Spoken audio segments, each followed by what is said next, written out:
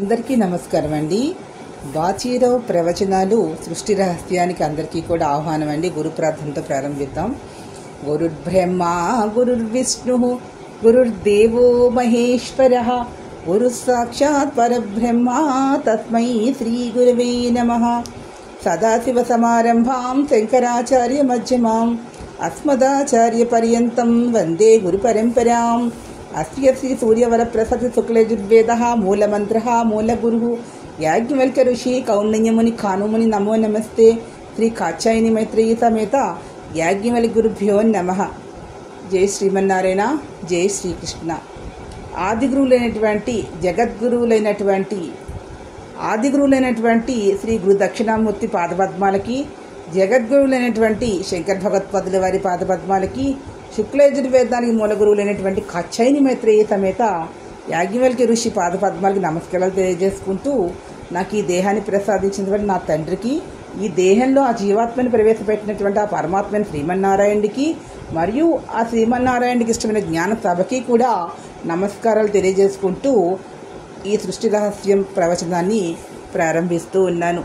ఇక్కడ దక్షిణామూర్తి వటవృక్షం కింద ఉన్నతమైనటువంటి ఆ యొక్క సాలగ్రామం మీద కూర్చొని ఉన్నారు, మౌనంగా ఉన్నారు. ఆయన కొద్దిగా కింద గడ్డి పరకల మీద కూర్చొని ఉన్నారు. వయసులో వృద్ధులైనటువంటి ఆ యొక్క జ్ఞాన సంపన్నులైన ఆ యొక్క పండితులైనటువంటి వారు బ్రాహ్మణోత్తములందరూ కూడా కూర్చొని ఉన్నారు. విద్యని అభ్యసించినటువంటి వారు, వేదాలు కూడా, ఉపనిషత్తుల్ని, పురాణాలని చదువుకున్నటువంటి వారందరూ ఉన్నారు అక్కడ ఆ యొక్క జ్ఞాన సభ జరుగుతూ ఉంది, విద్వత్ సభ, వేద సభ. అక్కడ అధ్యక్ష స్థానంలో గురు దక్షిణామూర్తి కూర్చొని ఉన్నారు, మౌనంగానే ఉన్నారు. ఆయన మాట్లాడారు, మౌనంగా ధ్యానం చేసుకుంటున్నారు.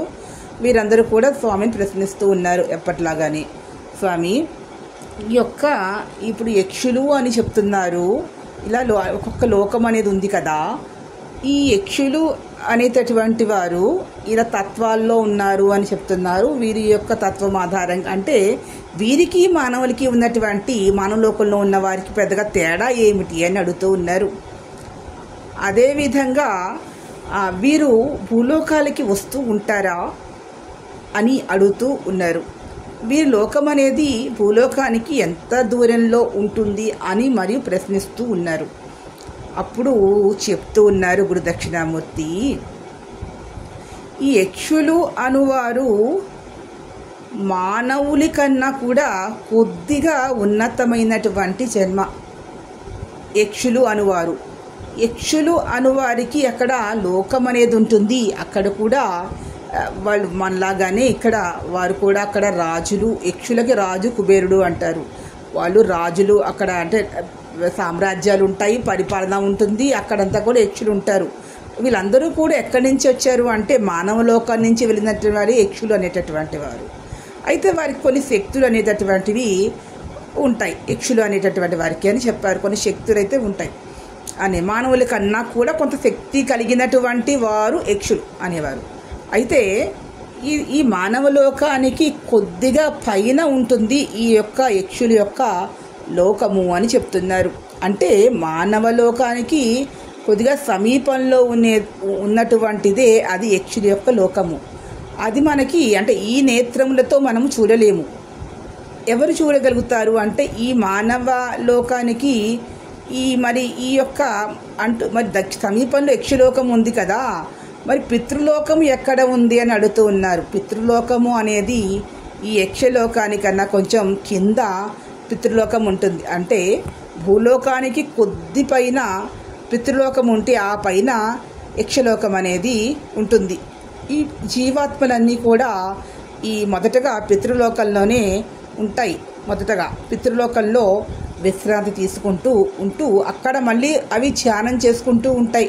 ఇంత ఇక్కడ ఈ దేహంలో ఎంతో శ్రమపడినటువంటివి ఇవి అక్కడ విశ్రాంతి తీసుకుంటూ తన గత జన్మలో చేసినవన్నీ గుర్తు చేసుకుంటూ తమ యొక్క జీవాత్మకి శక్తిని తెచ్చుకోవడానికి మరి ధ్యానం చేసుకుంటూ తాము ఎక్కడి నుంచి వచ్చామో అనే విషయాన్ని గ్రహిస్తాయి కదా. అక్కడికి వెళ్ళడం కోసం అని చెప్పి ఇక్కడ మళ్ళీ శక్తిని కొంత ధ్యానాన్ని సాధన చేసుకుంటూ ఉంటాయి ఈ యొక్క పితృలోకంలో జీవాత్మలు. ఈ జీవాత్మలే వాడి శక్తి ఆధారంగానే యక్షలోకంలోకి వెళ్తాయి కొన్ని. అంటే ఇక్కడ ఇప్పుడు మనకి పదవులు ఉంటాయి కదా, ఒక మంత్రి అని, రాజు అని, సైన్యాధ్యక్షుడు అని. అదేవిధంగా మన ఈ లోకల్లో ఒక పెద్ద ఒక ఒక ఒక ఒక ఒక రాజ్యానికి ఒక రాష్ట్రానికి ఒక అధికారి ఉంటాడు. అదేవిధంగా ఆ కింద ఒక జిల్లాకి ఒక అధికారి ఉంటాడు. ఆ కింద స్థాయిలో ఇంకొక మండలం ఏదో ఉంటుంది, అక్కడ ఒక అధికారి ఉంటాడు కదా.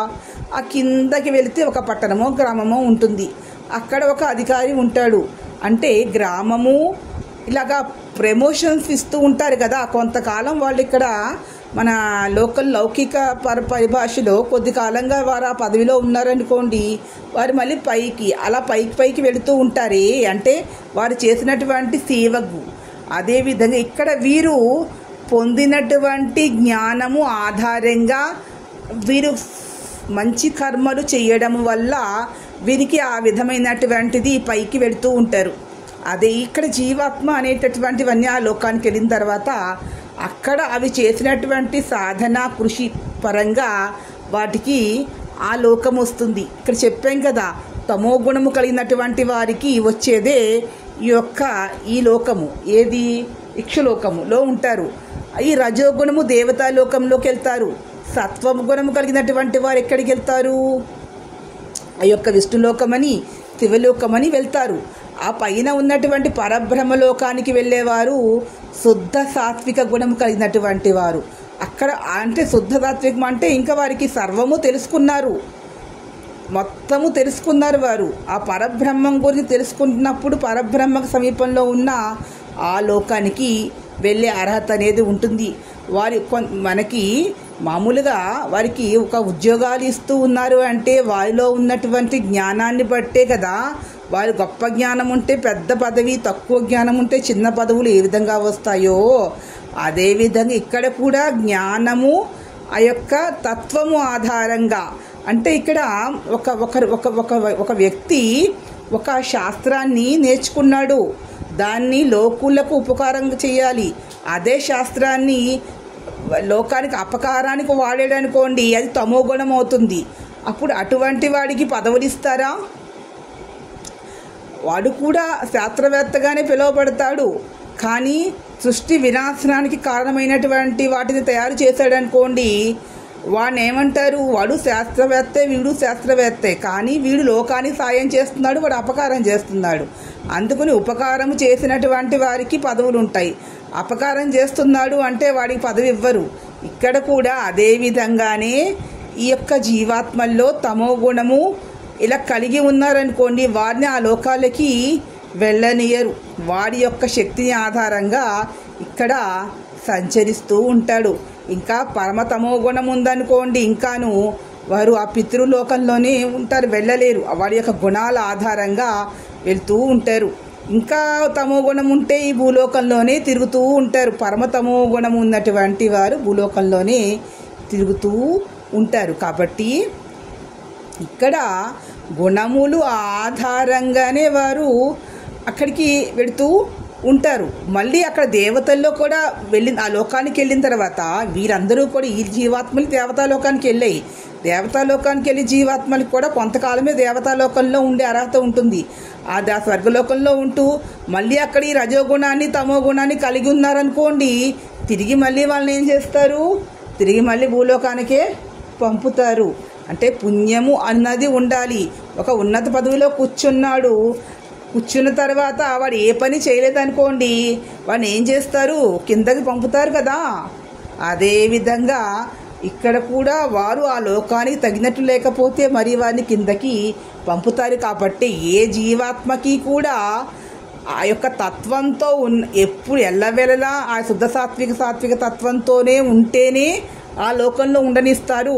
అక్కడికి వెళ్ళిపోయిన తర్వాత వెళ్ళిపోయాం కదా మనం అని మళ్ళీ రజో తమో గుణాలు, ఈ మాయామోహాలతో దురాలోచనతో ఉన్నారనుకోండి, అది వారు గ్రహించి మళ్ళీ వారి కిందకి పంపేస్తారు. కాబట్టి ఏది కూడా ఇక్కడ ఏ లోకాల్లో కూడా నివాసము శాశ్వతము కాదు. భూలోకమే కాదు, పితృలోకమే కాదు, అదేవిధంగా మనకి ఈ యొక్క యక్షలోకమే కాదు, ఆ స్వర్గము కాదు, ఆ పైన ఉన్నటువంటి గురులోకము, ఆ యొక్క విష్ణులోకము, శివలోకము, ఆ బ్రహ్మలోకము, ఆ పరబ్రహ్మలోకములో కూడా ఎక్కడా కూడా శాశ్వత స్థానం అనేది ఏ జీవాత్మకు ఉండదు. అలా పొందాలి అంటే ఆ జీవాత్మని అక్కడ కొంత వాళ్ళు పరీక్షించుకుంటారు ఎంతకాలం ఉందా అనేది. 12 సంవత్సరములు ఒకే తత్వంతో ఉన్న ఎడల అది శాశ్వతముగా నిశ్చలముగా ఉండును అని. నదులలో జలము 12 సంవత్సరాలకి ఏ విధంగా మారుతూ ఉంటుందో 12 సంవత్సరాలను వాళ్ళని పరిశీలిస్తారు. 12 సంవత్సరాల తర్వాత కూడా వారు జలము అన్నది ఎలా, కొత్త జలం ఎలా వస్తూ ఉంటుందో, అదే పుష్కరము అంటూ ఉంటారు, నదులకి జలం మారుతూ ఉంటుంది. అదేవిధంగా వీరి ఆలోచనలు కూడా 12 సంవత్సరములు ఒక మారు మారుతాయి అనేది. అలా 12 సంవత్సరముల తర్వాత కూడా వారు అదే స్థాయిలో ఉంటే వారు శాశ్వతంగా ఆ తత్వంతో ఉంటారా, ప్రతి 12 సంవత్సరములకు గ్రహిస్తూ ఉంటారట. ఇదియే పరమ సత్యము, ఇదియే సృష్టి రహస్యము అని చెబుతూ ఇలా ఉంటుంది జీవాత్మల యొక్క సంచారము. అన్ని జీవాత్మలే, పరబ్రహ్మము అన్నది ఒకటే ఉంది, మిగతావన్నీ కూడా జీవాత్మలు, ఆ పరబ్రహ్మయే సృష్టికర్త అంటూ చెప్తూ ఉన్నారు. ఈ యొక్క దక్షిణామూర్తి నుంచి వచ్చినటువంటి సమాధానాలు. ఈ వీడియో మీకు నచ్చినట్లయితే ప్లీజ్ సబ్స్క్రైబ్ చేయడం, మరిన్ని కొత్త వీడియోస్ ముందుకు వస్తాను. అంతవరకు నమస్కారం.